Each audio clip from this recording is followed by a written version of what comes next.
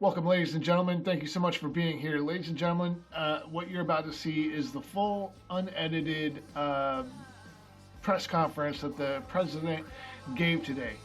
By the time this comes out, it's a few hours old, so you might be seeing clips and whatnot. Ladies and gentlemen, I think that this is the pretext of what is going to be front and center when it comes to the State of the Union speech.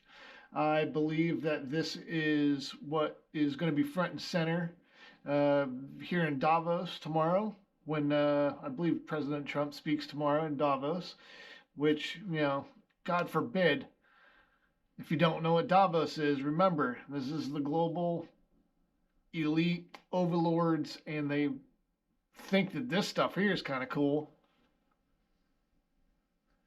So, ladies and gentlemen, this is what it's all about. He lays it all out. Today marks the 1 year anniversary of him being inaugurated into the presidency. And ladies and gentlemen, there's been a lot of things that have happened, and maybe you don't hear about it because the mainstream media doesn't talk about it. So, without any further ado, the President of the United States of America, President Donald J. Trump. And yes, I most certainly want to mention this. Yes, as an American, this is what I voted for. Because without what you're about to hear, our country would have fallen apart. And believe you me, I'm sure there's people behind the scenes that are still trying to make that happen.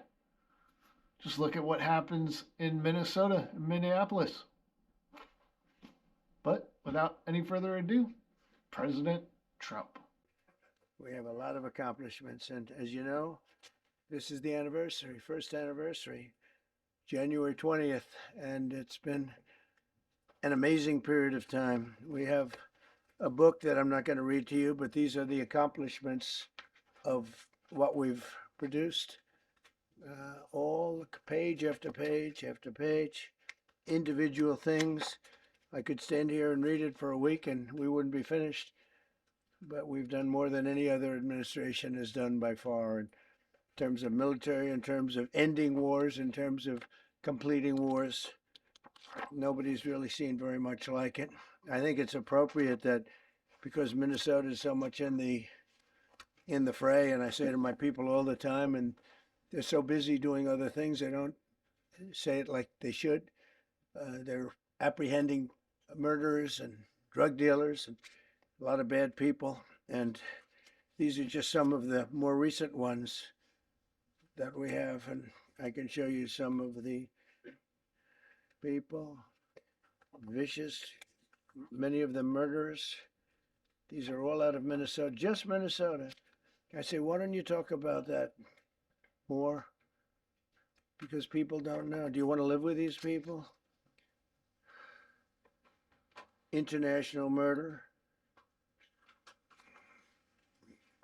These are people that are living, they're apprehended and either put in jails in their country from where they came, and the countries respect us, and so they actually put them there. In the old days, they didn't respect our country. Biden wouldn't do this because he let them all in. If you didn't have open border policies of Biden, none of this, all of the time that we spend talking about Minnesota and everything else, most of them are coming from out of the country. And it's been caused by a previous administration. Look at this, one after one. Boy, these are rough characters. These are all criminal, illegal aliens that, in many cases, they're murderers, they're drug lords, drug dealers. They're the mentally insane. There's some of them who are brutal killers. They're mentally insane. They're killers, but they're insane. These are just in Minnesota. California, it's worse. In other states, it's worse. No, Minnesota, the crime is incredible. The financial crimes are incredible. And the problem is because of the agitators and insurrectionists, whatever you want, troublemakers, but they're paid agitators and insurrectionists. Nobody talks about the fact that $19 billion at a minimum is missing in Minnesota, given to a large degree by Somalians. They've taken it. Somalians, can you imagine? And they don't do it. A lot of very low IQ people, they don't do it. Other people work it out and they get them money and they go out and buy Mercedes Benzes and they come from here. They have no money. They never had money. They never had a life. They never had a government. They never had a country because there's basically no country. Somalia is not even a country. They don't have anything that resembles a country. And if it is a country, it's considered just about the worst in the world. They come here and they become rich and they don't have a job. I was told that Ilhan Omar is worth $30 million. She never had a job. She's a crooked congressman. So here's another one. And I have, oh, by the way, we just took out, these are all what ICE is doing. And it's a dangerous job. These are rough people. Weapons. This one here is very bad.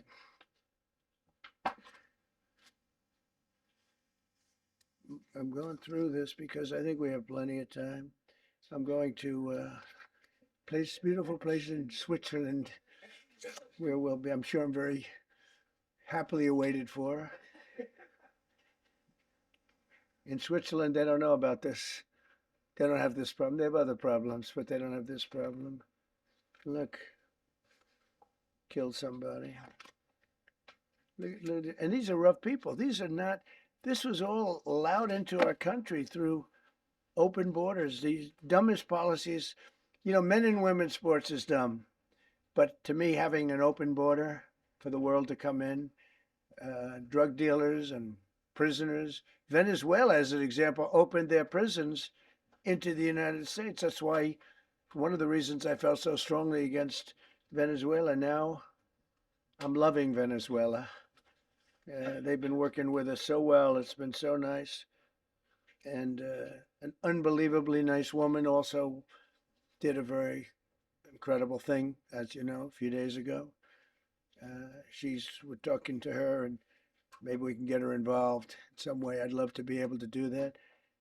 Maria, maybe we can do that. But we're dealing with the people and the president and all of the people in Venezuela, and we've been doing great. The oil companies are getting ready to make massive investments there. They have more oil than even Saudi Arabia. There you go. These are rough water. This is all Minnesota, every one of them. This is one state out of many. And these people are, let's see, yeah, these are all so far people that came from outside of the country. They were allowed in by Sleepy Joe Biden, Crooked Joe Biden, whichever you like. You can call him whatever you like. They're both right. He's sleepy and he's crooked. He was the worst president we've ever had. And we've had some bad ones too. I can tell you, all you have to do is look at trade. You're not getting bored with this, right? I hope you don't. But these are people that you have to see. Strong arm rape, aggravated assault with a weapon, and many other crimes.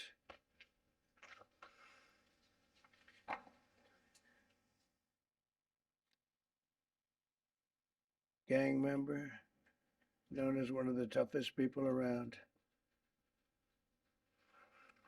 These are tough people.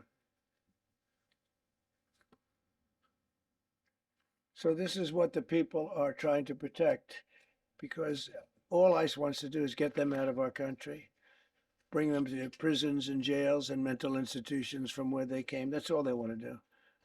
They're patriots, and they have to be abused by guys like Don Lemon, who's a loser, lightweight. I saw him the way he walked in that church. It was terrible. I have such respect for that pastor.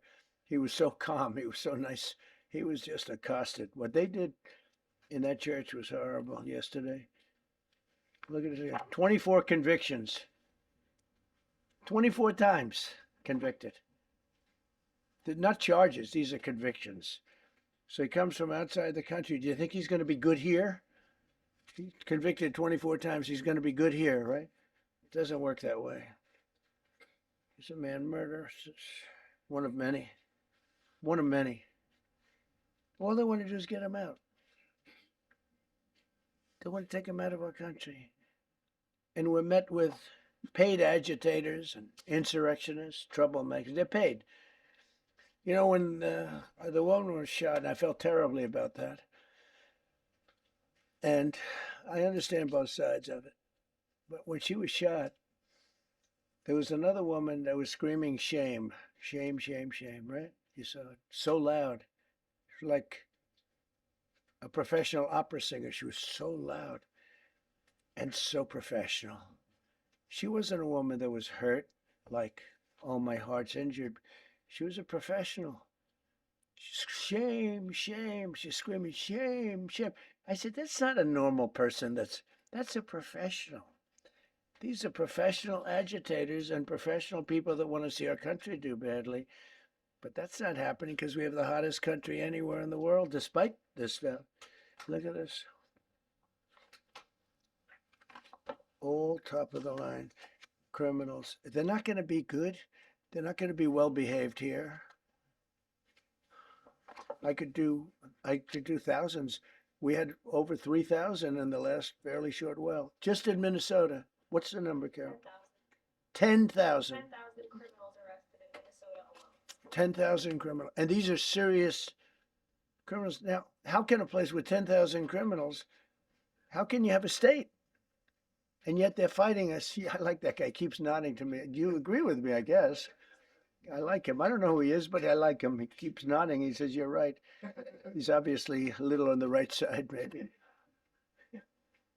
Look. These are rough ones. So we just took this off a stack. We have many stacks like this. Like I could go 30 times what I'm showing you now.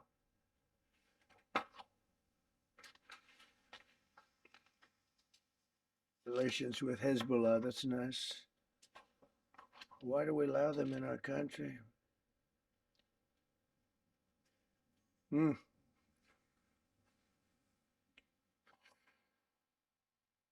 just looking at these charges. It's just pretty incredible. Many murderers, many murderers. People that murdered.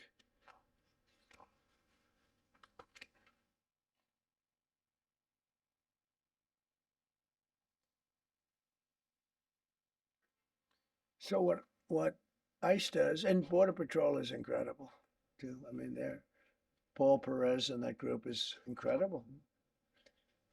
Mostly Hispanic, by the way. They're like 60% Hispanic. You know, they talk about Hispanic. They're mostly Hispanic, right? And they're unbelievable people. And then they say, oh, we discriminate against. I love Hispanic. They are unbelievable. Entrepreneurial. They have everything. I did great. I did the highest. Nobody ever got numbers like I got from the standpoint of being a Republican. But even if you look at Texas, I won the entire border along Texas, between Texas and Mexico. It never happened before. Nobody's ever done that before. I did it as a Republican. I did it. I love the Hispanic. And they accuse us of all sorts of things. 60% of the people we're talking about, they're the best people we have, and they're Hispanic. The Border Patrol is largely Hispanic. ICE is largely Hispanic. They're unbelievable people. I don't know how they can take the abuse. They're taking rough people like this, like all of them. We have 10,000 at least. I could have done 10,000 of them. You're lucky I only did like 100. And this isn't even the worst of the group. They have murderers. They have some people we can't use their picture for legal reasons, but they're up for murder in their own country. And we jeopardize their case. When we send them back and we coordinate with other countries. A tremendous amount of work. All allowed in here by an open border policy of the worst president in the history of our country. A man that didn't win the election, by the way, it's a rigged election. Everybody knows that now. And by the way, numbers are coming out that show it even more plainly. We caught him. We caught him. So I just want you to know that it's a terrible thing. Here's the book on accomplishments. And this is something, ooh, I'm glad my finger wasn't in that sucker. That could have done some damage, but you know what? I wouldn't have shown the pain. I would have gone back. Boy, did you hear that? That was nasty. But I would not have shown the pain. I would have acted like nothing happened as my finger fell off. That was a nasty. I think somebody did that. I think it was him. It was my man. How were you? You didn't do it. I know you did. I know you didn't. So, but here's the book. These are all things we have. I'm going to read a few of the samples, but look at this. These are all, each line is something that we did. Nobody did that before. And it's big stuff too. Look, we have the hottest country in the world. So I will read you a few. We ended Biden's stagflation. We were in stagflation. That's a disaster. That's far worse than inflation. As you know, he had the biggest inflation in the history of our country. They say 48 years. Pick your choice. But they had the biggest inflation in the history of our country. We have it right down to a normal number now. We're going to get it even a little bit lower. Created super high. What we've done with growth is incredible. We created super high economic growth, and America is booming. It's booming. There are thousands of businesses right now that are being built. Many of the biggest factories in the world are being built right in our country. They're not going to other countries. They're leaving other countries. Fourth quarter GDP is on track to pass perhaps much more than 5% growth, and that's despite the fact that we had a Democrat shutdown. They shut down our country, and we had 5%. Nobody's in this room has ever heard about 5%. I think it could be 20% if we do it right. If we don't, every time we have good numbers, they raise interest rates. You shouldn't do it. In the old days, if you had good numbers, they'd lower interest rates, or they wouldn't do anything. Here, they try and kill it. They always try and kill success. Over the last 20, 25 years, that's the way. In the old days, if you had good numbers, the market would go through the roof. Today, if you have good numbers, the market goes down. But by the way, we've had the best stock market in history, the best 401ks in history, and we inherited a mess. The numbers that we inherited were way up, and now we brought them, almost all of them, way down. We brought them way down. I mean, I'm not getting. Maybe I have the bad public relations people, but we're not getting it across. We inherited high numbers and we brought them way down. And look at gasoline. They have places in the country now $1.99 a gallon, $1.99, $2.30, $2.50. I guess the average now they're saying is $2.31. I mean, he was at $4.50 and $5 for periods of time. And he went back to the Trump formula, but he didn't do it properly, and he really went back to parts of it because you would have had $8 gasoline if they didn't, but he didn't do it properly. He had people that didn't know what they were doing. Core inflation for the last 3 months is 1.6%. 1.6. Their core inflation was so high that nobody could even calculate it. Under Biden, real incomes declined $3,000. Think of that, $3,000. That's a year. In 12 months, Trump real incomes went up by $2,000 and $3,000 and even in some cases $5,000. It's a tremendous difference. Stock market has set 52 all-time record highs during the course of the 11 months, because this was done on 11 months. Now we are actually officially 12 months as of today. 52 all-time record highs. That means 401ks did great. I have people see me all the time, policemen that guard us really well, and got to know them a little bit. And they said, "Sir, you're making me look so good. My 401k is through the roof. My wife thinks I'm the greatest genius, and I'm a financial genius, like Warren Buffett." He told me that. He said, I think they have better returns than Warren Buffett right now. But he said, all my life, my wife has been criticizing me for not being smart financially. Now all of a sudden she loves me more. But we added $9 trillion in value to retirement accounts, saving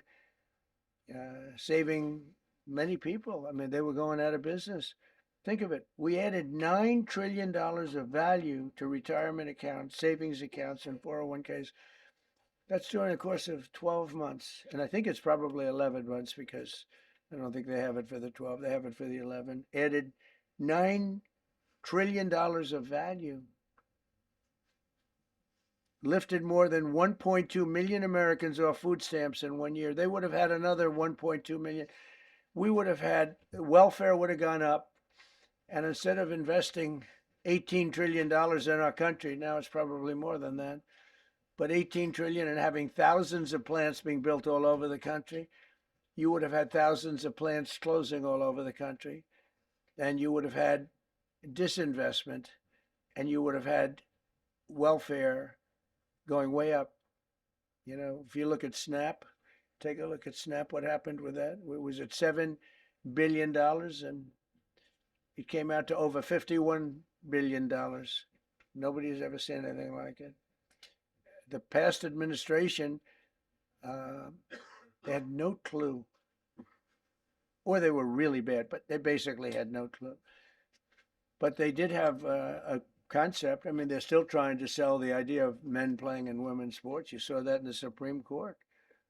I mean, some of those justices were fighting for them too. They were fighting for them. But you saw that just the other day in the Supreme Court. Men playing in women's sports doesn't work.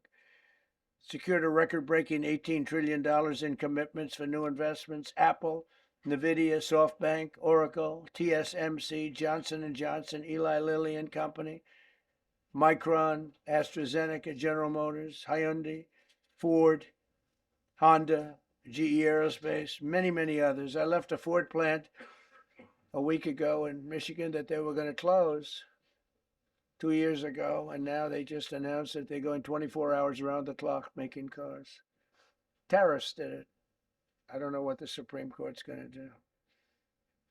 I think to me it reads so plainly. Couldn't be plainer. You're allowed to do a license. Tariff is probably less severe than what a license could be. But think of it. You're allowed to do a license, and then they have a clause at the end, something to the effect, or what is necessary, something to that effect. And what is necessary was tariffs. I don't know where there's a case even there, but we've taken in hundreds of billions of dollars, and if we lose that case, it's possible we're going to have to do the best we can in paying it back. I don't know how that's going to be done very easily without hurting a lot of people. But we're waiting for that case anxiously, and we have tremendous national security because of tariffs and tremendous income. You know, we have, and by the way, no inflation. So everyone said, oh, tariffs will cause inflation. We have no inflation. We have very little inflation. Biden had inflation, and he didn't do tariffs. We had a huge problem. We have a 62% reduction in our trade deficit. So if you had a 1% reduction, a normal president would have a 1%, 2% reduction. Everybody would be high-fiving. Had a 62% reduction. Next year, we won't have a trade deficit. We secured most favored nations agreements to slash drug prices by as much. To me, I think this might be the biggest thing of all. We get zero talk about it. The New York Times had a story way in the back of the paper, a little story about it. I think it's the biggest thing there is. When you talk about healthcare, drug prices will go down more than ever before for any country, because we were priced at such a level that we were subsidizing the entire world, big place the world. We were paying 10, 12, 13 times more than other countries. 13 times more, not 13%, 13 times more. A pill that was selling in London for $10 would sell in New York for $130. It's 13 times. More than that even. But we secured most favored nations agreements to slash drug prices by as much as 300, 400, 500, and even 600%, including with Pfizer, AstraZeneca, Eli Lilly, Novo Nordisk, Gilead Sciences, EMD, Serenio, and many others. If you look at some of the prices that are coming down, where a price would come down $1,300 coming down to $87. Think of it. So something that was costing $1,300 is now costing $87. And the fake news doesn't want to write about it. That's why I do this. I don't like to do this, to be honest with you. But I do it because got to get the word out. We signed one big, beautiful bill. I call it the Great Big Beautiful Bill, delivering the largest tax cuts in history. No tax on tips, no tax on Social Security, no tax on overtime. We made interest on car loans tax deductible for U.S. built automobiles only. So if you buy an automobile built in the United States, we're not doing it for Germany and Canada and different places. We're doing it only if it's built here. We want them to be built here.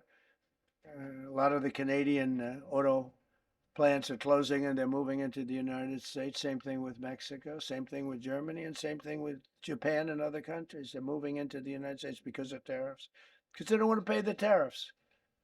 It's too much. They can't pay the tariffs. So they're coming here. Nothing different than what other smart countries did, but it works better for us. Under my leadership, it's not done properly, but it's done properly. We have, again, more plants being built than at any time in the history of our country. Passed the largest spending cuts in American history, and that was true in my first. We had a tremendous first term also. We rebuilt our military. We had one of the best. We had the best economy in the history of our country, but we're blowing it away now. When this stuff starts opening up, you're not going to see anything like it probably ever again.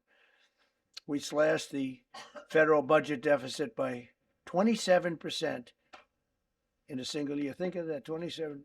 You could do it 2%, 1%, 0.5%, 27%. And that's with all of the things we have to do, all of the people we have to put on the payroll to get rid of people that are murderers. Again, when you see people in Minnesota that are murderers, these people are fighting to keep them there. And I say to Christie and to Tom Homan, the great people, they're working so hard. Look at the border. The border is now secure. First time, Biden said you couldn't do it. You need legislation. I had no legislation. I said, close the border. Within 1 month, we had almost nobody coming in. Now for the last 8 months, nobody came into our country illegally. And I find that hard to believe, because you'd think somebody, because it used to be millions of people just poured into our country. And the people that do that are Democrat sort of aligned. So, they're not doing me any favors. We had nobody come in. We have a very strong border. We have very few people coming up. They're not going to make the trek because they know they probably won't be coming in. So it's not as hard as you think. But I didn't have to go back. Remember, they said, we need legislation to close the border. They had millions of people coming in a month. We have nobody coming in, and we're getting the murderers out. Murderers, people from prisons and jails. Many countries opened up their prisons and dropped them into the United States. Those are the people we're getting out. And we have a lot of heart. And I said, you got to lighten up on this. We have a lot of heart for people. They came in illegally, but they're good people, and they're working now on farms, and they're working in luncheonettes and hotels and all. And we're looking to get the criminals out right now, the criminals. And I think it's very important. Every once in a while you see a story, we take somebody. He should be out because they came in illegally. So in theory, they should be. But we're focused on the murderers, the drug dealers, the mentally insane. We have a lot of mentally insane killers. You can't even talk to them. It'd be nice if you could have a little reason, but you can't even reason. These are seriously ill people. You have a couple of countries where they were loaded up. Their mental institutions and insane asylums were loaded to the gills. They couldn't get.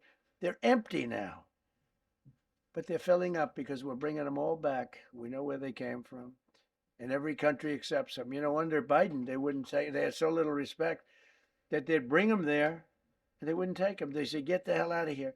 They would be bringing a plane in to land in a country, and they'd put 5 planes on the runway so you couldn't land the plane. So they'd come back with the people that they were bringing back. They don't do that with me. They do that with me, they have problems. They don't do it. They accept them back. They're not happy about it, but they accept them back.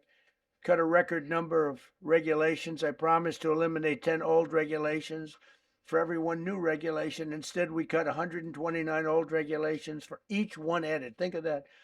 I wanted to do 10. In my first 4 years, I did, when we put on a new regulation, you had to cut 8. This year, I said, you have to cut 10. Instead, we cut 129. So every time, so far, can't remain like that, I don't imagine. I hope I can, because we have so much wasted regulation, stupid regulations, regulations where they go by California, which is a disaster state, with a governor that truly is doing a bad job. He's killing that state. If he ever ran the country, this country would be Venezuela very quickly.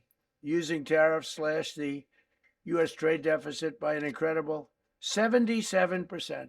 The trade deficit is down, and that doesn't include the last month where we had our best month. We slashed the trade deficit by an incredible 77% in 1 year with no inflation, something that everyone said could not be done. So we had essentially no inflation. In fact, the last month we had almost no inflation. But we slashed the trade deficit by 77%. If you slashed it by 1%, that was good. Again, we did that with tariffs and intelligence. We did that with November 5th, great election. We secured historic trade deals to reduce barriers on U.S. exports with countries covering 40% of all U.S. trade. Think of that. American exports are up by more than $150 billion this year. People said, oh, we're not exporting. All we do is buy. If you keep buying, you're not going to have a country for very long. So we increased exports by more than $150 billion. Investment in American factories is up 41%. That's a record. Nobody goes 41% up. You go 2% up, 1% up. You go down by 3%. If Kamala got elected, the 41% up would be 41% down. We removed over 270,000 bureaucrats from the federal payroll. That's another thing. So we have, we announce our unemployment numbers, call it unemployment or employment. And they were very good, but we could make them great. But we've slashed tremendous numbers of people off the federal payroll. Because ultimately, if you're on the federal payroll, I mean, we have jobs where they had 10 people for every job. So we cut. Now, if you want to see some good numbers, I'll hire 1 million people. We cut millions of people off the federal payroll. I don't like doing that, but the good news, I don't feel badly because they're getting private sector jobs and they're getting sometimes twice as much money, 3 times as much money. They're getting factory jobs. They're getting much better jobs and much higher pay. But all I have to do is say, like, what the Democrats do all the time. They hire 1 million people and then they hire another million. They load it up and it says, oh, they only have a 3% unemployment rate. It's a fake rate. So with us, we're proud of the fact that we cut so many because, again, I don't want to cut people. But when you cut them and they go out and get a better job, I like to cut them. And sometimes they have to be forced to do that because, it's like they want to stay where they are. They don't know. And then all of a sudden they end up, we have many cases, Caroline, where people were devastated. They hated Trump. I got caught from my very boring federal job where they had, again, sometimes 10 people to do one job. And they were very upset. And now they ended up with a job where they get paid 3 times more money. They're ending up buying houses. It's like crazy. So they went from not liking me to liking me a lot because it's hard to get. We need people. It's one of the reasons. I mean, when you have good people in the farm or good people in hotels and everything else, we want to work with them as much as we can. Under Biden, 1 out of 4 jobs added was a government job. Think of that. So 25% of the jobs added. That's when you know that, that's 25% of the jobs aren't real jobs. But again, I could do that. I could add 2 million jobs right now, would have an unemployed. I could say just hire some more people. I do the opposite. I say get rid of everybody that's unnecessary because that's the way you make America great again. When you have, all these jobs where people are sitting around doing nothing and they get a lot of money by the government. It's no good. But that's what the Democrats do. They show, oh, we were at 4% unemployment. That's a good number. But they just add jobs, or they wouldn't cut. They would never cut jobs. Under Trump, 100% of all new jobs created have been in the private sector. Think of that. Not 1% has gone to federal. So under Biden, 1 out of 4 was a government job. Under Trump, 100% of the new jobs created, 100% came from the private sector. That's how you make your country wealthy and strong and good. We inherited the worst border in history and turned it into the strongest border in history. Illegal crossings have plummeted to the lowest level ever recorded, down 99.999%. That means down 100%. 99.99. Now, I want to find out who that one person is. For 8 months in a row, zero, and these are government numbers, these are not my numbers. For 8 months in a row, 0 illegal aliens were admitted to our country. 0. Nobody came in, unless they came in legally. We have a big process for having people come in legally, by the way. A lot of people are coming in legally. They have to prove they love our country. They have to prove that they're not going to need welfare. A lot of things they have to prove.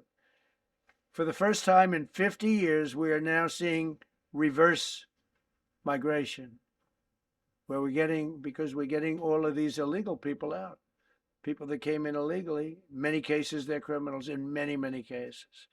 Remember when they used to say that the people that come into our country as immigrants are very nice people, they're wonderful people, they don't commit crime. No, they make our criminals look like babies. They make our Hell's Angels look like the sweetest people on earth. The Hell's Angels are now considered a nice, high-quality person. I like the Hell's Angels. They voted for me. They protected me, actually, believe it or not. But they make our criminals look like babies. These are some of the most vicious people anywhere in the world. They came from the Congo. The prisons, I know the Congo because I ended the war with the Congo and Rwanda. Tough group, very tough group. They came from prisons in the Congo. Some of the toughest, meanest people you'll ever meet. Thank you very much. They allowed them to come into America. These are tough people. Before my election, 100% of net job creation was going to foreign migrants. Since my inauguration, 100% of the net jobs created have gone to American-born citizens. That's a big thing. In other words, we're now taking care of our people. 100% of net jobs created have gone to the American-born people. Before that, we didn't care. Designated Tren de Aragua, MS-13, and the Mexican drug cartels as foreign terrorist organizations, and we've hit them hard. You've seen what we've done on the water. We're starting to do that on land. The land is much easier, actually. Water is incredible. We did that on the water so that when you do it on the land, they don't go to the water. Nobody's going into the boat business right now, I can tell you. 97% down drugs coming in by water. Think of it, 97%. Nobody ever heard of that before. They heard 2%, 1%. It went up 2%.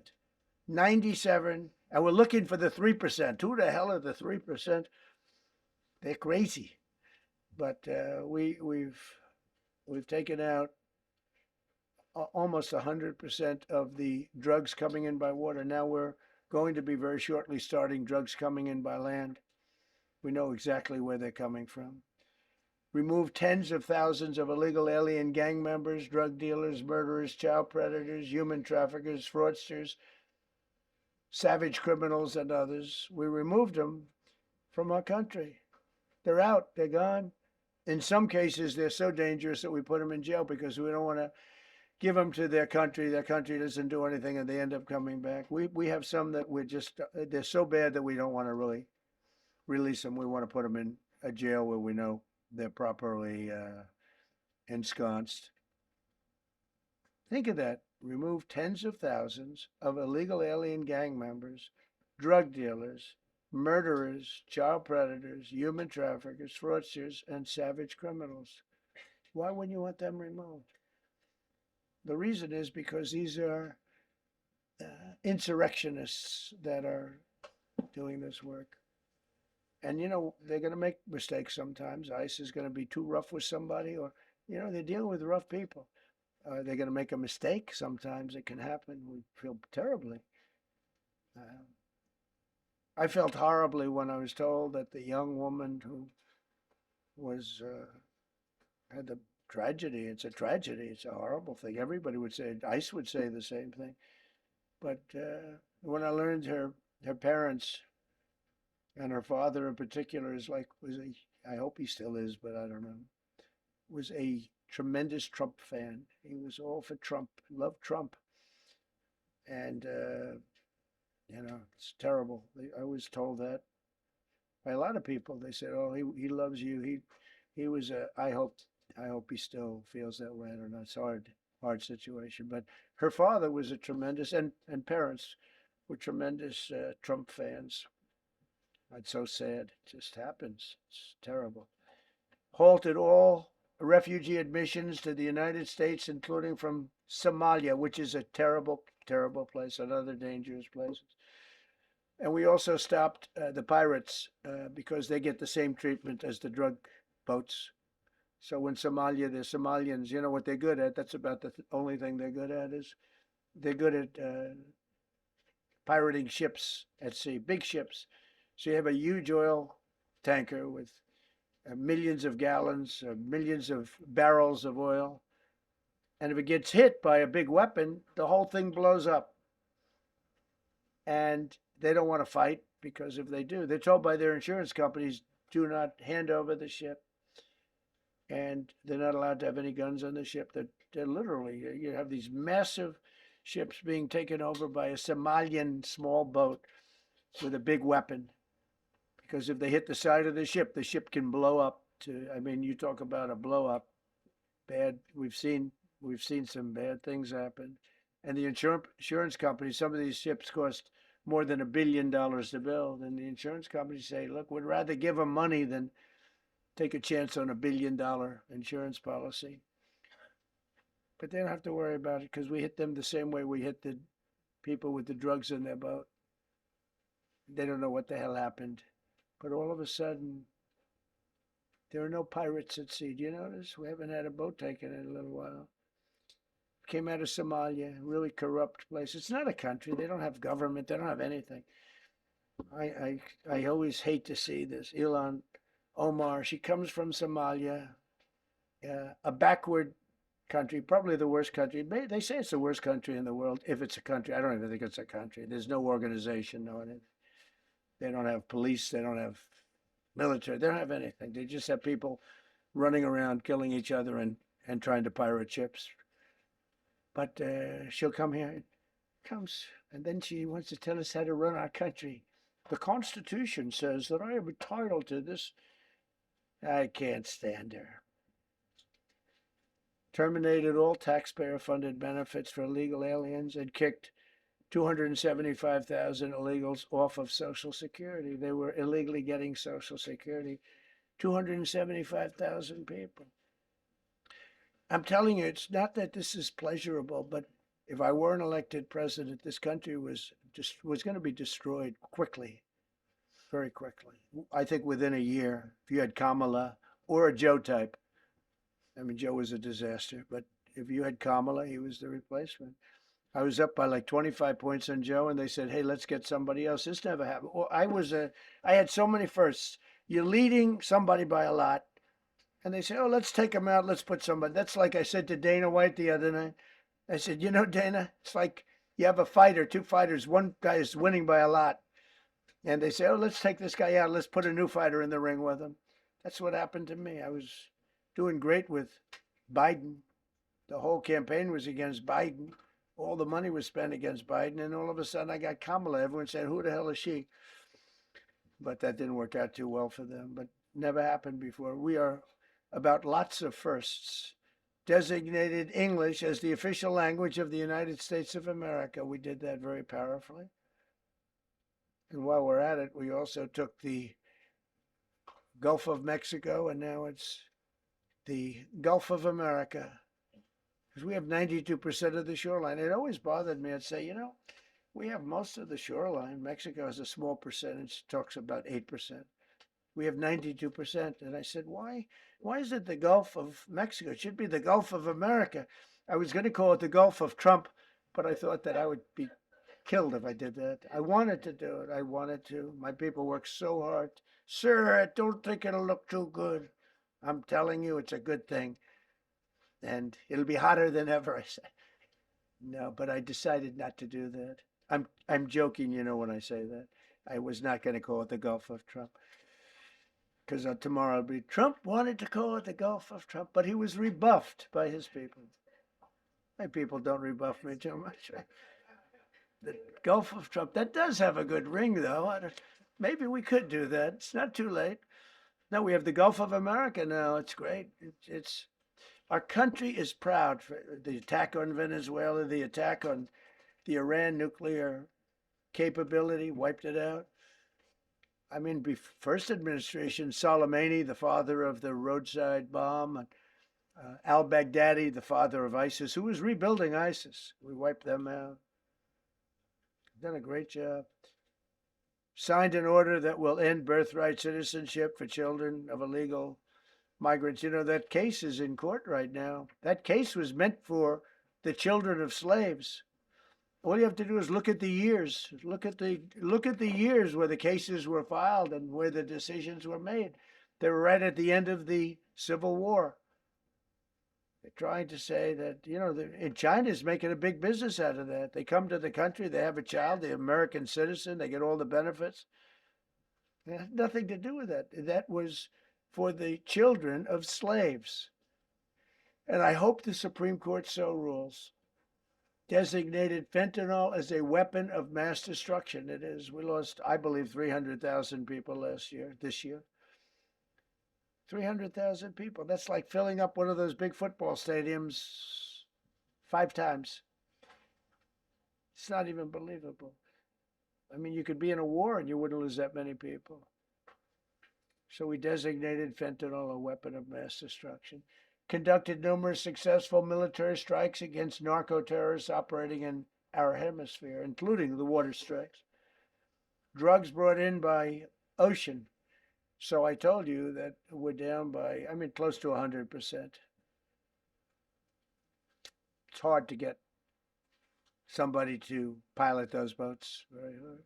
They have to be people that don't watch television, don't read the news. And we just blew up their facility. They had a docking facility where the drugs were stored. And now we have a great relationship with Venezuela. We're getting along fantastically with the leadership in Venezuela, so we wouldn't have to do that. This was done before the attack. But we captured and brought to justice the outlaw dictator of Venezuela, Nicolas Maduro, who, through drugs, killed millions of people in our country. Tremendous drug dealer. Also sent millions of people into our country, including Tren de Aragua, the worst gang. They say it's the worst gang in the world. They took over parts of Colorado. They just take the apartment building. They just took it away. Just took it away like we're here. They cut the hand off one man because he called the police. Who called the police? I did. You took my apartment from me. Boom. No hand. This is what they sent us. Restoring law and order, new category. D.C. and Memphis, federal task forces deployed massive numbers of federal law enforcement officers and National Guard to restore safety. Crime down in D.C. is almost down to nothing. D.C. was a very, very dangerous place, and I think you probably know better than I do. I have a lot of people in the media thanked me for that, but some of them found it hard to thank me. But, D.C. is now, look how beautiful. D.C. is now, you can walk right from here to a restaurant, right through the center of town. You can be with your child, with your loved one, with your lover. Your lover's not going to be killed anymore, so you can act like a real lover. But you can walk right through the middle of the town, and D.C. is beautiful again, too. You notice we took all the fences down, almost all, the rest are coming down. got the graffiti all off. National Guard's been amazing. You know, we didn't tell them to do that. That's not their job description. But they were picking up garbage and everything. They were great. And I don't know. To me, a town it looks better when you have military people. These are big, strong guys. Are bad guys. Look at them and they say, "We're not going to mess around." But what they don't know is that we took over 2,000 people out permanently out of D.C. These were career criminals. But I feel much better seeing those people there. I went in a couple of times and had dinner in D.C. I walked right down the middle of the street. I felt very safe.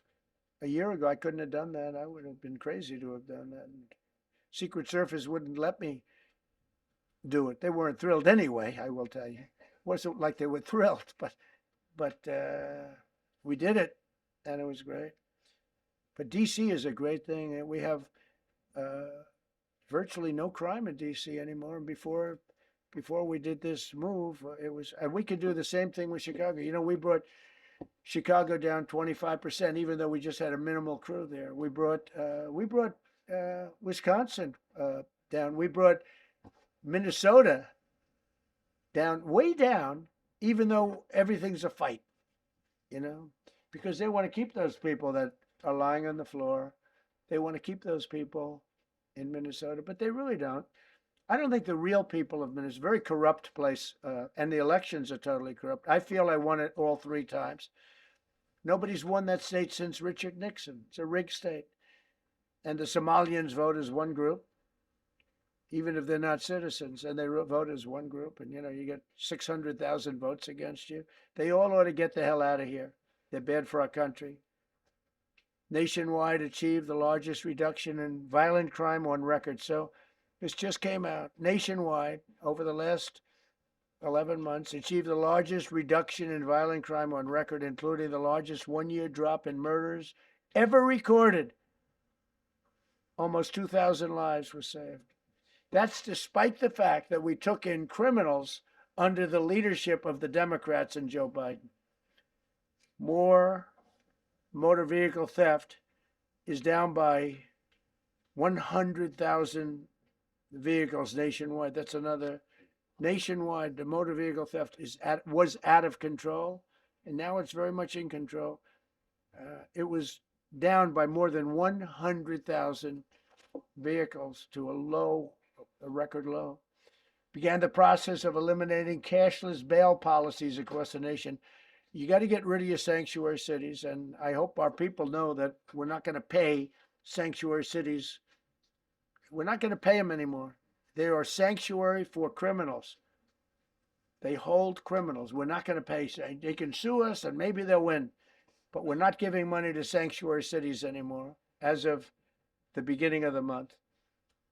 We began the process of eliminating the cashless bail. Well, cashless bail is where it all started. It's a disaster. And then other places. I don't know if it started in New York. I remember it starting in New York. So if somebody comes in, murders somebody, and they let them out, no bail, no nothing. Basically, cashless bail means you just get the hell out. And they go outside. We have one case where a guy murders somebody, gets released, and goes out and murders somebody. 2 people in one day. No, we got to get rid of cashless bail. They got to pay, got to have bail. There's a reason for bail. Long tested. Signed an executive order to bring back mental institutions and insane asylums. We're going to have to bring them back. Hate to build those suckers, but you got to get the people off the streets. You know, we used to have, when I was growing up, we had in my area in Queens, I grew up in Queens, we had a place called Creedmoor. Creedmoor, did anybody know that? Creedmoor. It was a big, I said, Mom, why are those bars on the building? I used to play Little League baseball there, a place called Cunningham Park. Who's quite the baseball player, you wouldn't believe. But I said to my mother, Mom, she would be there, always there for me. She said, son, you could be a professional baseball player. I said, thanks, Mom. I said, why are those bars on the windows? Big building, big, powerful building. It loomed over the park, actually. She said, well, people that are very sick are in that building. I said, boy, I used to always look at that building and I'd see big building, big tall building. It loomed over the park. It was sort of, now that I think, it was a pretty unfriendly sight. But I'll never forget. I don't know if it's still there because they got rid of most of them. The Democrats in New York, they took them down, and the people live on the streets now. That's why you have a lot of the people in California and other places. They live in the streets. They took the mental institutions down. They're expensive. But I'd say, why does that building have those bars? Boy, it didn't. It wasn't normal. You're used to looking at like a window. But this one, you're looking at all this steel, vicious steel, tiny windows, bars all over the place. Nobody was getting out. It's called a mental institution. That was an insane asylum. Designated Antifa as a domestic terrorist organization, and many others. It is.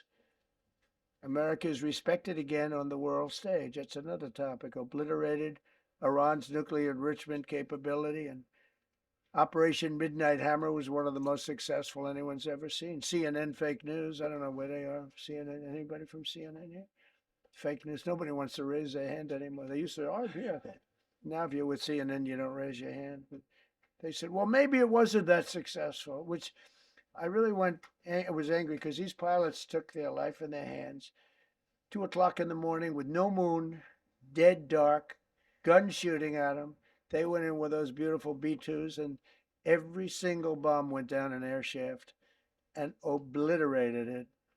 And CNN came out and said, well, maybe it wasn't, by a scam writer who wrote, fake stories, a lot of fake stories on other topics, right?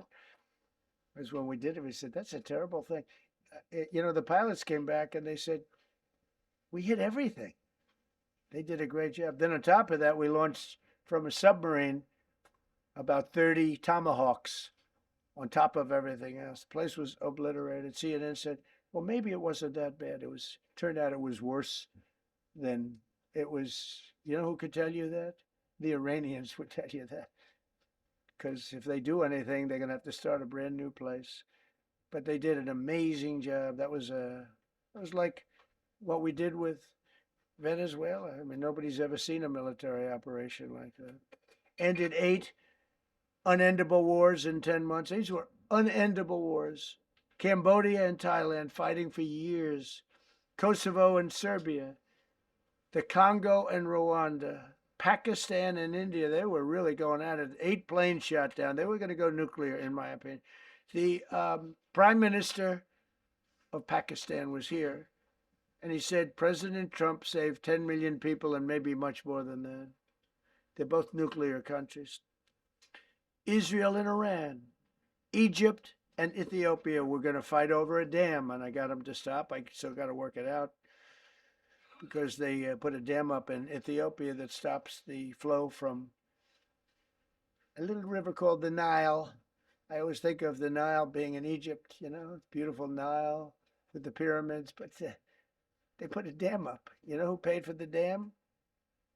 The United States of America. It's the biggest dam, I think, in the world. They put a dam up. I said, how did you let that happen? Why would we have done that? We financed it. This country would. I don't know. Maybe it was a Republican president, but I don't think it was. I think it was a Democrat. But what a terrible thing. So Egypt basically they don't have enough water in the Nile. And they use that for a lot of things, including entertainment and travel and tourism and everything. I mean, I don't know. They got a big dam. I got to work that one out now, too. Armenia and Azerbaijan. President Putin told me, I cannot believe you settled that war. I've been trying to settle that war for 10 years. Armenia and Azerbaijan. They were fighting it for many, many years. And I ended up getting the heads of both countries in my office. The beautiful Oval Office, much more beautiful now than it ever was. And one sat at one side, one sat at the other. He said, I've been the head of Azerbaijan for 22 years, and for 22 years, I've been killing his people. And the other gentleman, and both very good guys, said, I've been here for 7 years, and for 7 years, I've been killing his people. And they started over there, and within an hour, they were next to each other. And by the time we ended, they were hugging each other. And it's been a great peace, Should have gotten the Nobel Prize for each war, but I don't say that. I say millions and millions of people. And don't let anyone tell you that Norway doesn't control the shots, okay? It's in Norway. Norway controls the shots. They'll say, we have nothing to do with it. It's a joke. They've lost such prestige. That's why I have such respect for Maria doing what she did. She said, I don't deserve the Nobel Prize. He does. When she got it, they said, wow, that's amazing. I thought President Trump would get it. President Trump deserves it. He ended up 8 wars. How nice, right? Good woman. Got all 20 living hostages returned to their families, and the remains, they all came out. We got the 20 living hostages. We got the 28 hostages. They have one left that we think we know where it is. Amazing. Looked like we weren't going to get anywhere near that. Now they've gotten almost. And more importantly, we got many more, hundreds. We got them all. If we didn't do it, you wouldn't have had, most of those people would have been dead. I don't know if that's covered properly, but the 20 is great. They were the last ones. I always said the last 20 are going to be hard, but we got them. We got the last 20, and we got close to 28 of the bodies of the dead. And to those parents, that was just as important as getting their son back alive. They were almost even more intent on they knew their son was dead. They wanted to get the body. I got him back. We just created the Board of Peace, which I think is going to be amazing. I wish the United Nations could do more. I wish we didn't need a Board of Peace, but the United Nations, and with all the wars I settled, the United Nations never helped me on one war. I mean, I guess I'm not blaming them. I didn't call them to help, but I got, the presidents and prime ministers together. We knocked heads. We got along, and they liked me. I liked them. Every single one of them nominated me for a Nobel Prize. Every one of the wars, among many other people, nominated me for a Nobel Prize. But Putin told me, I cannot believe you got this war settled. I've worked on it for 10 years because it's his territory. Rescued 83 American hostages and citizens detained from abroad without paying a lot of money. Paid no money. Apprehended terrorists responsible for the Abbey Gate bombing that claimed the lives of 13 U.S. service members in Afghanistan, the lowest point in the history of our country. That was a Biden disaster. I was getting out, but I was getting out with dignity and strength. We were the boss. Oh, we were the boss. They wouldn't do a thing against us. And this very stupid person got in, and what a shame. They should have left from Bagram, which is the big military base, which has hundreds of acres around it. Should have left from Bagram. Terminated visas of Hamas sympathizers and deported pro-jihad foreign nationals. Got NATO members to agree to raise defense spending to 5% of GDP from 2%, and they pay the 5%, and they didn't pay the 2%. And by the way, I did more for NATO than any other person alive or dead. Nobody's done for NATO. And I think for the most part, they'll tell you that. I think you could ask the Secretary General about that, but he said it a lot. I've done more for NATO than anybody, and I see all this stuff, but NATO has to treat us fairly too. The big fear I have with NATO is we spend tremendous amounts of money with NATO, and I know we'll come to their rescue, but I just really do question whether or not they'll come to ours. I'm just asking. Just saying, right? You remember during the debate? Just saying. Signed $1 trillion investment in U.S. military. And next year, we hopefully will go to $1.5 trillion. We're building battleships that are 100 times more powerful than the battleships of World War II, which are those big, beautiful things with the guns. I said, what about bringing them out of Trident? They said, sir, what we're building will blow them away. Think of it. These ships are 100 times more powerful than the battleships that you see on Victory at Sea. Do you ever see Victory at Sea? What a great thing that is to watch. Renamed the Department of Defense into the Department of War, which everyone loves, by the way. Signed landmark critical minerals deals with Australia, Malaysia, Thailand, Ukraine, Japan, and many others. We're going to have so much rare earth. It's actually not that rare. Getting it processed is rare, but there's a lot of rare earth. There's a lot of earth around, I can tell you. withdrew from the corrupt World Health Organization where we were paying hundreds of millions of dollars a year. So we were paying $500 million a year, and China was paying $37 million a year. I said, why aren't we paying the same as China? They said, well, nobody asked. I said, China's got 1.4 billion people. We have 350 million, probably with all the illegals. China probably knows more accurately. But we have much smaller in terms of the number of people. We have a much more powerful military, but we have much smaller. I rebuilt the military during my first term, by the way.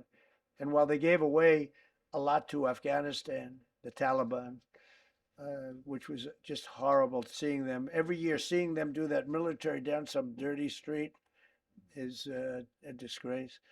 But while Biden gave a lot of it away, it's a tiny fraction compared to what we did. I rebuilt the military, and now we're continuing to build it, and bigger and better. We need it, peace through strength. But we withdrew from the corrupt World Health Organization. So I remember we were paying 500 million. They were paying 37 or 39 million. And I said, how come? So I withdrew, and they called, we'll give you the same deal that they had. I said, well, it should be less than that, because if they're at 37 and you have 3 times, 4 times the number of people, even maybe 5 times, I don't know. So it should be less, but I didn't want to chisel around. And I thought about it. So I could have taken 500 million to 37, and everybody knew it. I chose not to do it because it was actually very popular when I got out, because they were terrible. And so I chose not to take that deal. First thing Biden did is go back into it. You know what he paid? More than 500 million. So I actually called them. I said, you can buy it for less. You can make a deal at 37. There's no reason to pay 500. They didn't care. They paid more than 500. Did you know that? They paid more than 500 million. I made a deal at 37. I could have had 37. They were public about it. We'll give you the same deal that China has for 37. And they paid 500. They paid $500 million. That's the way you ruin a country. And it's the same attitude that, you have on everything else with these people. They were terrible. The anti-American UN Human Rights Council we ended. The UN Relief and Works Agency we ended. And the fake Paris Climate Accord, which was a ripoff of America, where we had to pay $1 trillion and they were paying nothing. China didn't kick in until 2035. We kicked in immediately. We were supposed to pay $1 trillion. Russia went to a standard of 1991, which was a dirtier standard. But we had to pay top dollar. So I terminated that. Another wreck. We ended the woke lunacy and restored common sense, abolished all discriminatory diversity, equity, and inclusion DEI policies throughout the federal government and the private sector. They're gone, everybody. They're gone. Terrible. Terminated the Green New Scam and ended the insane electric vehicle mandate. I love electric vehicles. That caused me a little problem with a man named Elon. But he understands, and he's a good guy. We get along. But I said, Elon, we can't have all electric cars. We just can't do it. I like the electric cars. I like his car. But in particular, I like his car. But we can't do that because some people don't want an electric car by 2030. And to build the power stations all over the country would have cost $4 trillion. $4 trillion. That's more than any country has. If you got China, the United States, and everyone, you couldn't do it. And it would have taken years. And yet they were supposed to be switching over electric vehicle mandate. Some people don't like electric cars. Some people want hybrids. Some people want regular gasoline-powered cars. We have more gasoline than anybody. And now with Venezuela, we have 62% of the market when you include Venezuela. So I ended the Green New Scam, and I ended the insane electric vehicle mandate. Now you can buy a gasoline-powered car, a hybrid, and you can buy a electric vehicle. I mean, if you want electric, you can buy it. Make a good deal on them right now because they made a lot of them. Permanently stopped Joe Biden's ridiculous cafe standards. That's having to do with the environment. So ridiculous. Canceled the EPA's absurd, totally absurd tailpipe emission standard, which made you spend hundreds of thousands. It made for hundreds of thousands of cars. The numbers, the cost numbers were incredible that the consumer has to pay. Imposed 25% tariff on all foreign automobiles and 100% tariff on Chinese cars, which don't come into the country because of tariffs. Only because of tariffs. We didn't have tariffs, you wouldn't have any car. We have now more car factories being built in the United States than ever before because of tariffs. If they take those tariffs away, China will eat our lunch. They'll take all of our car business.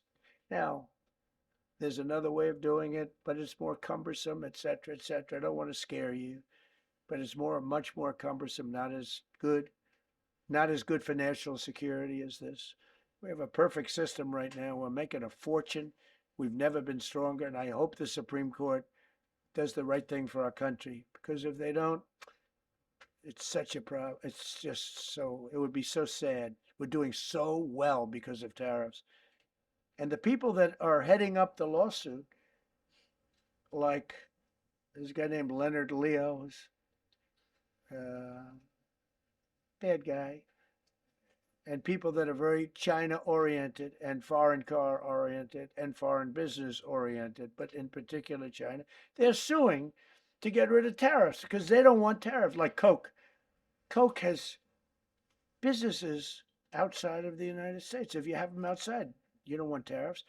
But because of tariffs, they treat us well. Without tariffs, they would treat us very badly. As you saw for many years, they respect us more now than they ever have respected us, by a lot. And revoked the California emissions waiver to stop San Francisco communists from regulating the automobile industry and destroying automobiles and the industry in the nation. I was with Bill Ford of Ford Motors. I was with all the people at General Motors the other day, and they are making more money and building more cars than they are doing so good, all because of tariffs and what I've done. And they're building their plants all in the United States. Reopened Anwar for drilling. That's a big deal. Launched a massive Alaskan pipeline project to export natural gas to Asia. We made a deal with South Korea and with Japan that gives us money, the likes of which nobody's ever seen before. Signed executive orders to end Biden's war on coal and I say clean, beautiful coal. I never say the word coal. It has to be preceded by the words clean, beautiful coal. And put miners back to work. The miners love Trump. I think I got 100% of their vote. We banned transgenders from the military. We don't want transgender in the military. Ordered reinstatement of patriots expelled from our military with full back pay. So we had some people that were terminated and they're coming back into our military. Fired the woke boards of visitors at our military service academies. The boards of visitors were run by radical left, maybe communists, maybe not, but they were still heavily radical left and they were bad for us. Signed an executive order to remove anti-American propaganda from federal museums and national parks. Required the federal employees to return to work in person or be fired. We don't want them sitting in their home or in their bed working. We want them in an office that we're paying for in Washington, D.C. or wherever it may be. And we've largely taken care of that mess. That was crazy. I guarantee you they're out on the ball fields. I guarantee you they're out playing golf. And you can't run a country or a company that way. I think it's happening even so with countries and companies. But we had so many of our federal workers, they wouldn't come into work. Signed an order banning all government censorship and restoring free speech. Made it the official policy of the United States government that there are only two genders. This was not a tough one. Two genders. Can anybody guess what they are? Male and female. I think the Democrats know that too, but they refuse to admit it. Ban the use of puberty blockers, hormone injections, and other chemical and surgical mutilation of children. Can you imagine saying this 15 years ago? That we banned the use of puberty blockers, hormone injections, and other chemical and surgical mutilation of our children. You know, when I say it, I say Do I have to say that? I actually asked my people today. Yes, sir, because people, that's where the country went. Banned men from playing in women's sports. Big Supreme Court case on that. I mean, I can't believe it. Some of the justices were fighting hard for men to be able to play in women's sports. A couple of them. I can't imagine it, but I think anybody that rules that way should lose a lot of credibility. But we banned men from playing in women's sports. All you have to do is look at the records, look at weightlifting records, look at swimming records, look at track and field. It's not fair. It's very demeaning to women. Banned transgender ideology and critical race theory from our schools. Secured unprecedented settlements with Brown University, Columbia University, and many other colleges, including the University of Pennsylvania, where I went, the great old Wharton School of Finance. To restore fairness and merit, we're working with Harvard right now. They've been very anti-Semitic. Terrible what they've done. And we'll see what happens. I hear we have a deal, but who the hell knows with them? They have a lawyer that wants to show how hot he is. Ended taxpayer-funded student loan forgiveness for radical left and anti-American activists. Can you believe it? Began the process of abolishing the Federal Department of Education and returning education back to the states. And Linda McMahon is doing a fantastic job.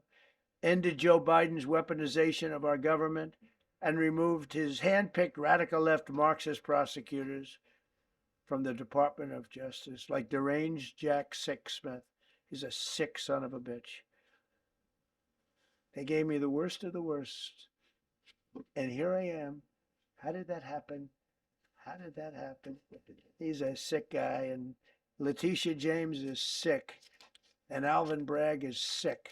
They're sick people. And others. Fani. You can't call Fanny. She doesn't like it. She wants to be called Fani. Fani Willis. I won. Can you imagine putting somebody through that? And then if I suggest that somebody may be guilty of a terrible crime, oh, he's weaponizing government.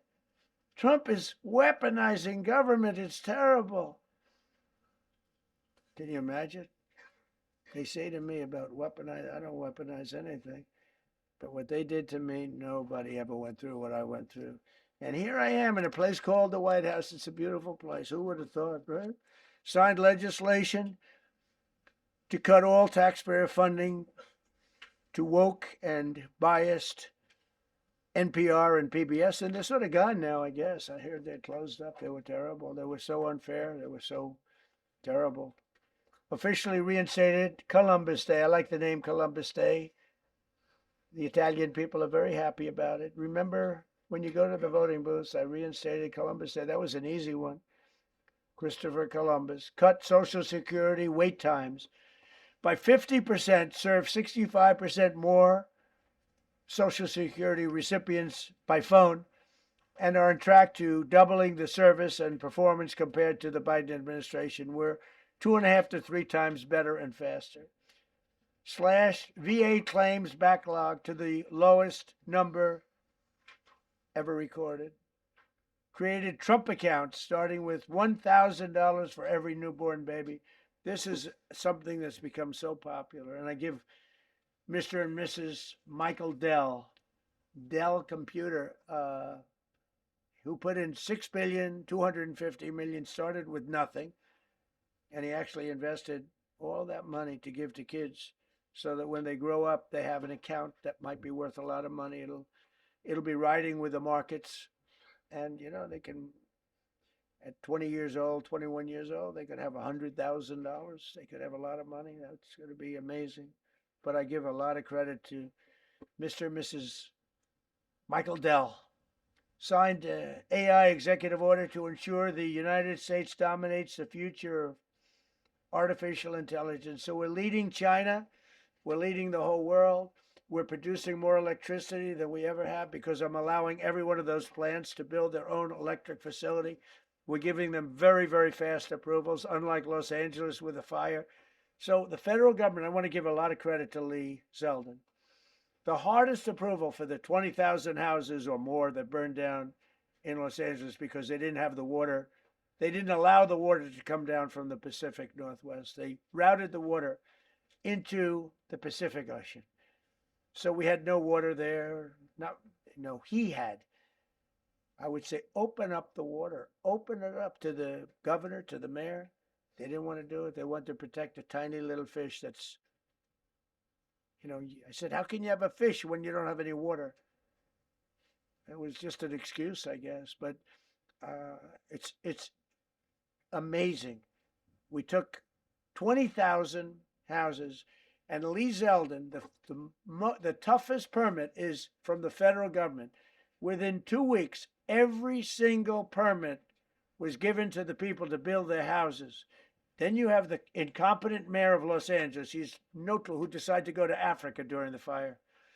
So you have this incompetent mayor, and I had it out with her the night when I got right after the fire. I went there.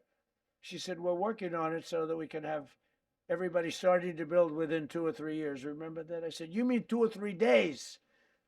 No, I mean 2 or 3 years. And the place went crazy. Well, they still haven't gotten their permits.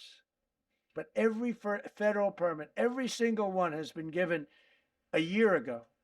And Lee Zeldin has done a great job. And he's done a great job in the approval of all these big plants and factories and all of the electricity that they're creating for themselves. I said to Zuckerberg, I said to all of them, I said to Jeff Bezos, I said to everybody. Mark Zuckerberg couldn't believe it. He said, where are we going to get all the electricity? Because you need double the electricity that the country currently makes just to fire up those big plants. I said, well, nobody can do that. So what we're going to do is let you make your own electricity. Nobody believed it. And I said, we're going to get you fast permits. So we get them within 2 weeks. And they're coming up with some of the most incredible electric plants you've ever seen. So each one of those massive buildings, AI or otherwise, is building their own electricity. They're building their own plant. And it's incredible. Many of them are under construction already. They're going to have, we're leading AI and we're leading China by a lot. Established a MAHA presidential commission, banned many artificial food dyes, as you know, issued new vaccine recommendations, and created new real food pyramid. And Bobby and Dr. Oz have been incredible. Provided $12 billion in aid for American farmers. Just gave them $12 billion in aid because they got screwed by other nations. And the number of drug dealers have fallen every single month since I took office. Drug dealers are way down in the United States. And that's a small version of what's sitting right there. That's just a small version. We took a country that was dead, and it's the hottest country in the world right now. And that's after 1 year. So let's go. That's a lot of people. All right, please. Yeah, go ahead. Thank you so much, Mr. President. I have two questions for you. One, do you want your Board of Peace to replace the UN? Well, it might. I mean, the UN just hasn't been very helpful. I'm a big fan of the UN potential, but it has never lived up to its potential. The UN should have settled every one of the wars that I settled. I never went to them. I never even thought to go to them. They should be able to settle those wars. They don't. I believe you got to let the UN continue because the potential is so great. And another point, Mr. President, you invited Lula from Brazil to be part of the Board of Peace. I did. What role do you I did. expect him to play, especially A big role. I like him. Venezuela? Yeah. And another one, because the Are you from Brazil? Yes. The EU and Mercosur just signed a trade agreement this weekend, which is going to be the biggest trade zone, free zone in the world. Right. At the moment, you are talking a lot about tariffs. What is your reaction to that? So, two questions. Well, I just think this. I think we have trade like we've never had before. We're doing better in trade than we ever have before. We're not being ripped off by every country in the world like we were before. We're doing numbers that nobody's ever thought possible. We're the richest we ever were. It's because of tariffs and the proper use of tariffs. And we're also the most secure. as an example, Iceland, without tariffs, they wouldn't even be talking to us about it. So we'll see what happens. I think it's going to work out quite well. Yeah, right behind. Mr. President, how would you characterize your relationship with Emmanuel Macron and Keir Starmer right now? And have you spoken to them since your Truth Social post? No, I haven't, but I think I get along very well with them. I mean, they always treat me well. They get a little bit rough when they're, when I'm not around, but when I'm around, they treat me very nicely. And, I like both of them. They're both liberal.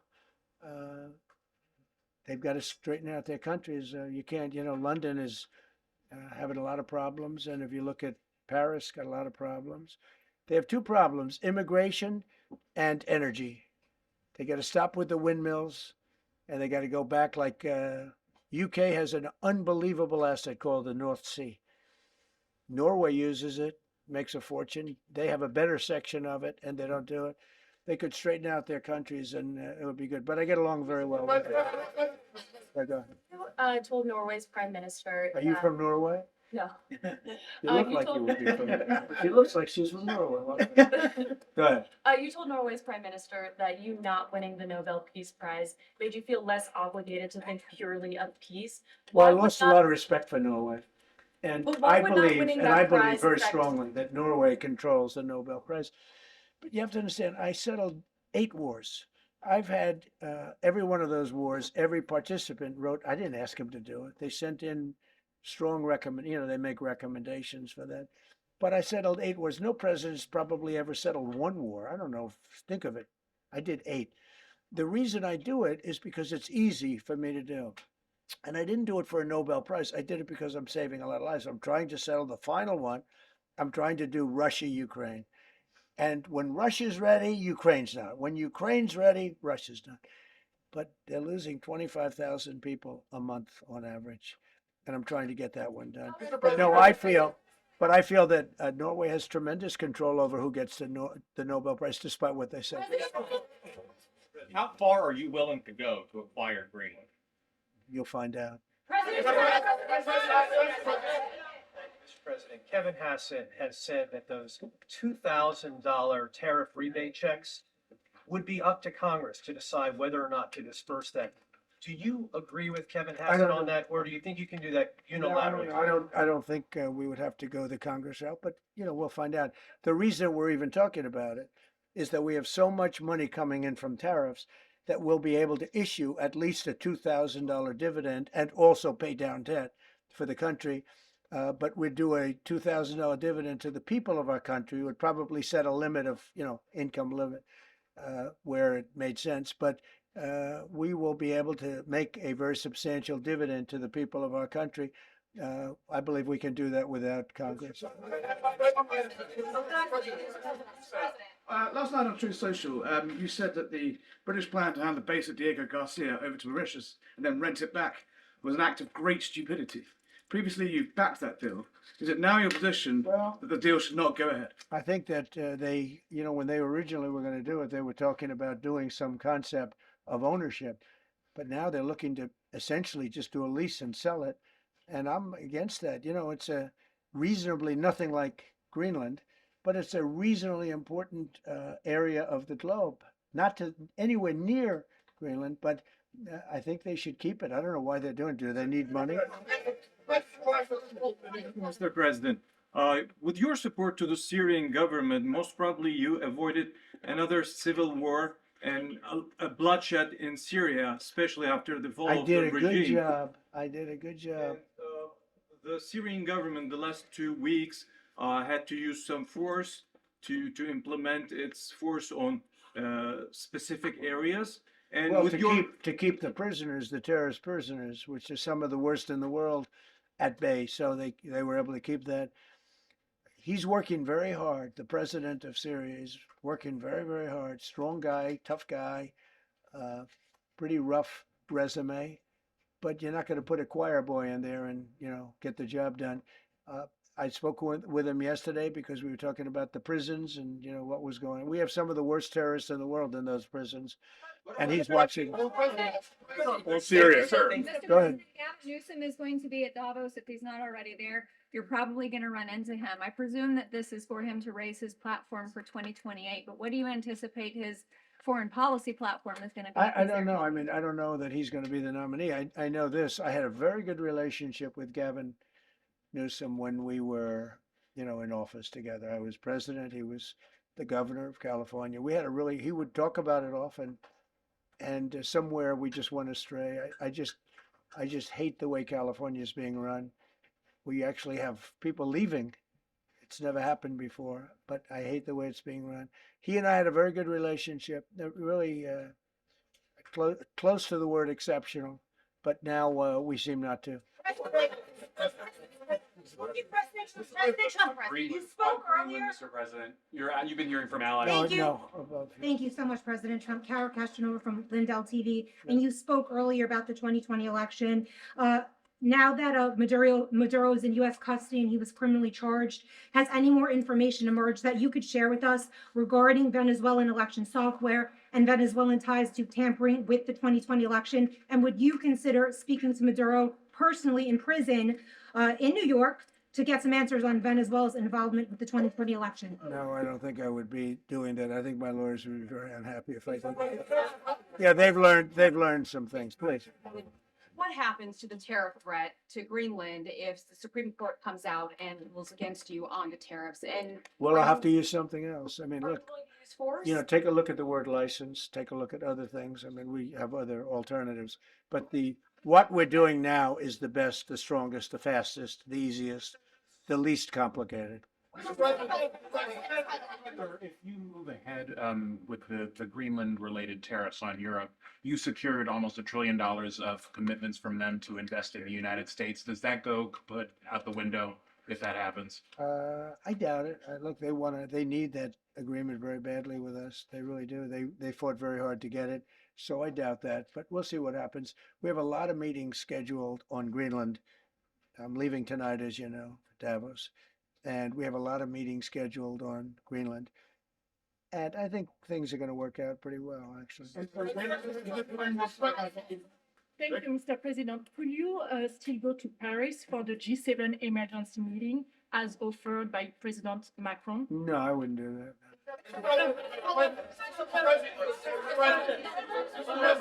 Because, Emmanuel's not going to be there very long. And, there's no longevity there. He's a friend of mine. He's a nice guy. I like Macron, but he's not going to be there very much longer, as you know. And I think, I have meetings with the people that are directly involved, not some of the people you're talking about.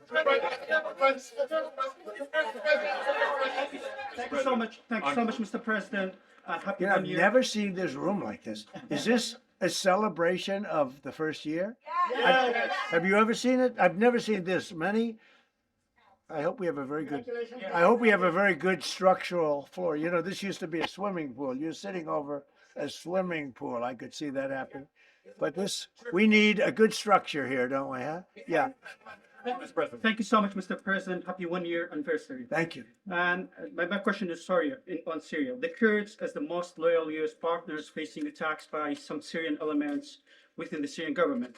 Will you do to ensure the Kurdish rights protected and their effective forces against terrorism in Rojava, Syria continue, as the Kurdish see you as a president does not abandon his allies? Well, I like the Kurds, but just so you understand, the Kurds were paid tremendous amounts of money, were given oil and other things. So they were doing it for themselves, more so than they were doing it for us. But we got along with the Kurds, and we are trying to protect the Kurds. That's correct. Ahead of your speech in Davos, can you give us a preview of what we can expect as far as laying out the plans for Americans to be able to buy homes? I think more than anything else, what I'm going to be speaking about is the tremendous success that we've had in 1 year. I didn't think we could do it this fast. Think of it, it's just now 12 months. And, I say it often, we have the most successful country in the world. We have the hottest country anywhere in the world by far. And this country would have been absolutely stone cold dead. And I'm going to be talking about it. I'm going to be, because, a lot of them could use some of the advice as to what we did. They need energy. You take a look at their energy policy, they're going to destroy themselves with what they're doing with the windmills and all the nonsense. They need energy help badly, or they're going to be in big trouble, and they need immigration help badly. How much longer do you want to go? Well, call with. I do.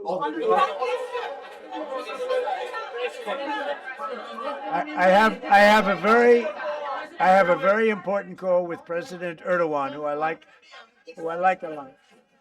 All right, one or two more questions. Go ahead.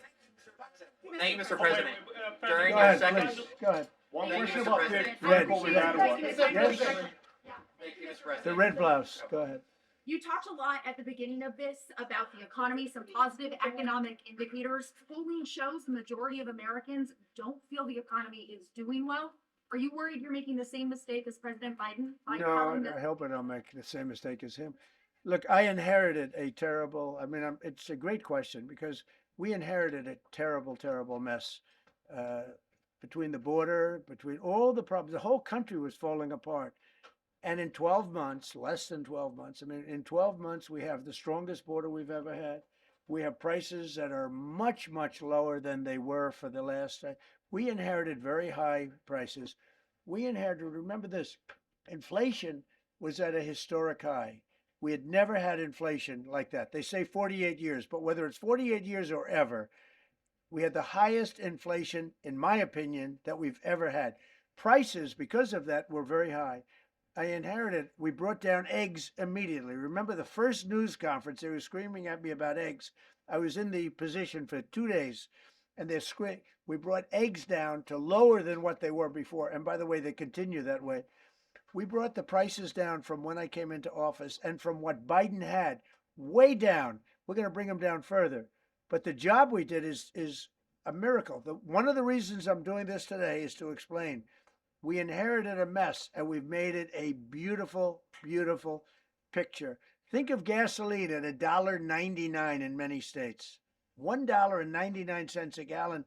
It was $4.50, $5, in some cases $6 or $7. We're at $1.99. And energy is so big that with energy, everything else comes down. But the prices are coming way down. And we're going to bring them down further. But we started up here with these guys. We inherited a country that was broken. We inherited a country, and I have a very warm spot. We've done very well with Venezuela. And by the way, that even in itself is going to help us bring down the oil prices. The Venezuelan oil, we've taken 50 million gallons of oil. We've taken 50 million barrels of oil out of Venezuela in the first 4 days. We've got millions of barrels of oil left. We're selling it on the open market. We're bringing down oil prices incredibly. And when they come down, and they've already come down, again, $1.99 a gallon for oil. Nobody thought they'd ever see it. All right, one or two more.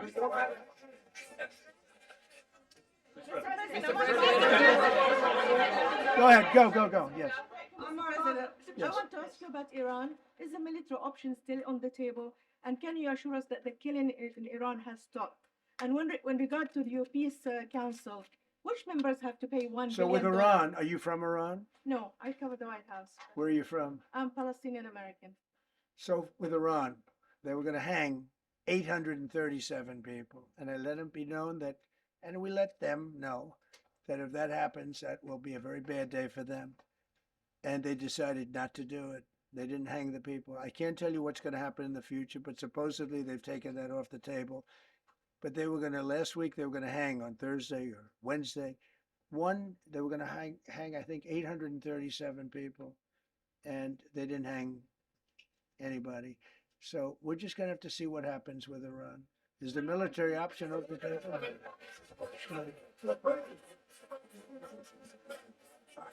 Go ahead. Thank you, Mr. President. Thank you, President Go Trump. ahead, please. Thank you, Mr. Congratulations on your President. first year. Go ahead, I'll take your question. Okay, thank you. Thank you, Go Mr. ahead, President. right here. Thank you, Mr. President.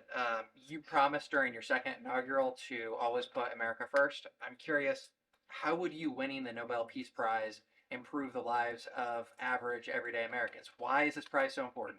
It wouldn't improve the lives of any, but what improved the lives of people are people that are living. I saved probably tens of millions of lives in the wars. If you add up the numbers, just if you look at Any one of those wars, you're talking about millions of people. You multiply it times 8.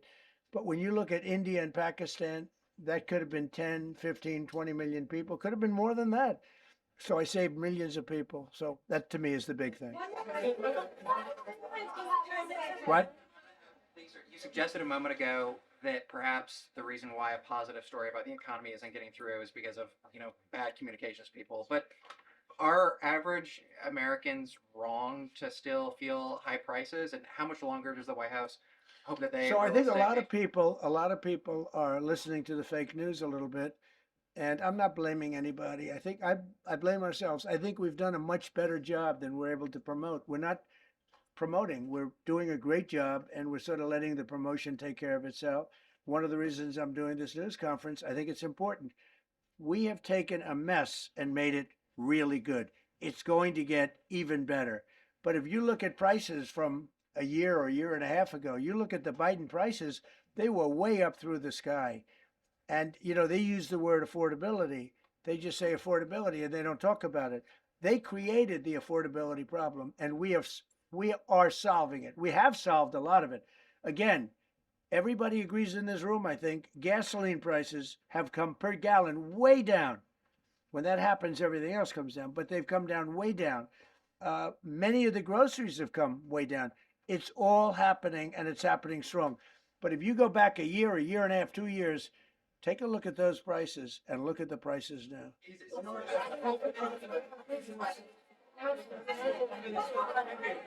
President of Venezuela, you made a condition. Where are you from? I'm from Spain. Nice You made, place. thank you. You made a condition that the political prisoners should be freed. It seems that they are not being as fast as they promised in the beginning. Would that be an issue for the current government? They've agreed that they're going to let, I guess, most of them out. All of them.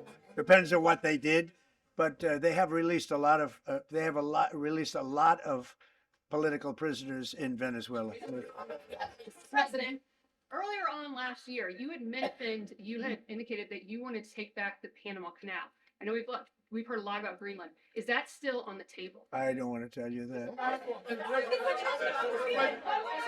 Sort of. I must say, sort of. That's sort of. Okay, one more. Yes, blonde, blue. Yes, go ahead, ma'am. Go ahead with the blue, holding the computer. If a consequence of your determination to take control of Greenland is the ultimate breakup of the NATO alliance, is that a price you're willing to pay? You mean the breakup of? It's very interesting. NATO alliance. So I think something's going to happen that's going to be very good for everybody. Nobody's done more for NATO than I have, as I said before, in every way. Getting them to go up to 5% of GDP was something that nobody thought was possible, and pay. At 2%, they weren't paying. At 5%, they are paying.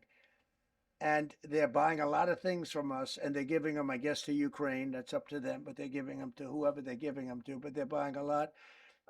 I think that we will work something out where NATO is going to be very happy and where we're going to be very happy. But we need it for security purposes. We need it for national security and even world security. It's very important. How about it? Thank you very much. First of all, last year you told me that you believe that the reason you won election is because God put you in this place so that you could save the world. Looking back 1 year, do you feel like God is proud of the effort that you've put in? I do, actually. I think God is very proud of the job I've done. And that includes for religion. We're protecting a lot of people that are being killed, Christians and Jewish people, and lots of people are being protected by me that wouldn't be protected by another type of president. No, I think a lot of people are very proud of the job we've done. We've had an amazing year. This has been one of the greatest years. Even some people that wouldn't necessarily love me instinctively, they're saying this was an incredible year. We've had an incredible year economically. Look at our border. Our border was a disaster. People poured. It was an invasion into our country of a lot of very bad people. Good people too, but a lot of very bad people from prisons and drug dealers and gangs and horrible people, murderers, thousands and thousands of murderers allowed into our country. And we now have the strongest border of any country. There's probably not a country. I guess North Korea has a pretty strong border, by the way, but there's not a country in the world that has a border like we do. And we took it from the worst border. We had the worst border in the world. Now we have one of the strongest borders in the world. One more question.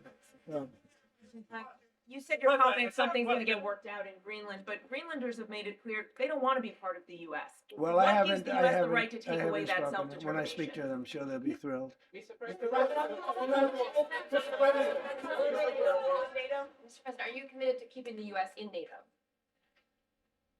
I've had such a good relationship.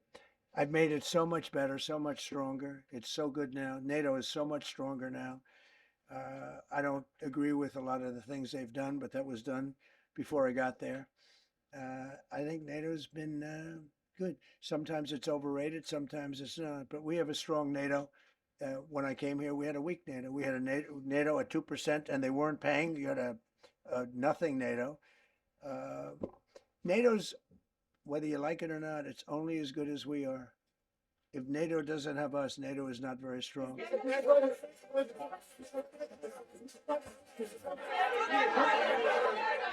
Church Thank you. Minnesota. Yes, no, behind you, please. Thank you, President Trump. Yes, go ahead. Really appreciate it, sir. We heard a long list of accomplishments from the last year. Could you cherry pick the top three? And then looking forward, what are your three most important priorities at 2026? So I think the building of a really powerful military has been a great achievement, and that would include the Venezuela thing. That would include the attack on Iran and the wiping out of the nuclear threat. I think that's been really amazing what we've done militarily. I think what we've done in business has been incredible. We have $18 trillion coming in. Plants are being built all over. Thousands of plants are being built all over the country. 18 trillion is a record. No country has ever come anywhere even close to that. I think that's a record. And I think that most favored nations for drugs is something that nobody thought they'd be able to get. Tariffs helped me there because the nations would have never gone along with it if I wasn't able to say, if you don't go along with it, we're going to put a 10 or 15 or 20% tariff on your nation. And they went along. And our drug prices are going to come down at numbers never even seen before, never even thought possible before. So those would be three things. Thank you. Thank you all for that. Thank you very much. How much did you pay freelancer? Congratulations.